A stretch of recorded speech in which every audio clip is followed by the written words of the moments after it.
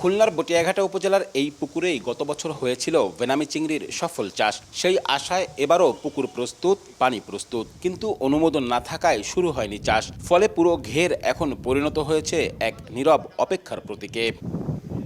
2 দফা পাইলট প্রকল্পের পর 2022 সালে বাণিজ্যিকভাবে চাষের অনুমোদন পায় ভেনামি চিংড়ি। সবশেষ অর্থবছরে অনুমতি নিয়ে এ অঞ্চলের 25টি প্রতিষ্ঠান 153 হেক্টর ঘেরে 144 মেট্রিক টন ভেনামি চিংড়ি উৎপাদন করতে সক্ষম হয়। কিন্তু 2025 সালের শেষ দিকে হঠাৎ করেই পোনা, খাবার সহ প্রয়োজনীয় উপকরণ আমদানিতে নিষেধাজ্ঞা দেয় সরকার। এতে থেমে যায় উৎপাদন। পুকুর প্রস্তুত থাকলেও অনুমতি না মেলায় আটকে গেছে বিনিয়োগ, বাড়ছে লোকসান আর অনিশ্চয়তা। আমাদেরকে অবশ্যই বাগদার পাশাপাশি ভেনামির গুরুত্ব দিতে হবে। আমি আগে যেরকম ফলাইছি এখনও ফলাতে পারবো, আমরা ক্ষতির থেকে রক্ষা পাবো। পোনা আমদানির, না ফিডে আমদানির কোনো কিছুই অনুমতি পাচ্ছে না। অনুমতি না পাইলে আমরা কোনো কার্যক্রম বাস্তবায়িত করতে পারতেছি না। পারমিশন যদি সহজভাবে পাওয়া যেত তাই ইনশাল্লাহ আমরা এটা চাষ করতাম। এবছর কোথাও ভেনামি চিংড়ি চাষ না হওয়ায় উৎপাদন লক্ষ্যমাত্রা পূরণ নিয়ে দেখা দিয়েছে বড় শঙ্কা।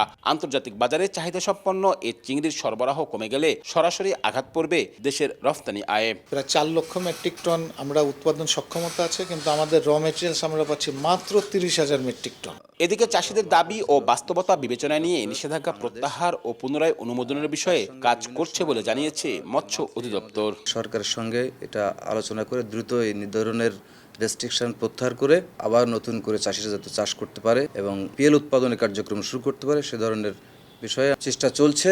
খুলনা, বাগেরহাট ও সাতক্ষীরায় চলতি অর্থবছরে গলদা, বাগদা, হরিণা, ভেনামি সহ সব মিলিয়ে 2,16,000 হেক্টর ঘেরে 52,500 মেট্রিক টন চিংড়ি উৎপাদনের লক্ষ্যমাত্রা নির্ধারণ করা হয়েছে। বাগদা বা গলদায় যেখানে হেক্টর প্রতি মৌসুমে উৎপাদন সর্বোচ্চ 8 টন, সেখানে ভেনামিতে উৎপাদন হতে পারে 30 টন পর্যন্ত। উচ্চ ফলনশীল এই জাত নিষেধাজ্ঞায় স্থবির হয়ে পড়ায় বাড়ছে উদ্বেগ।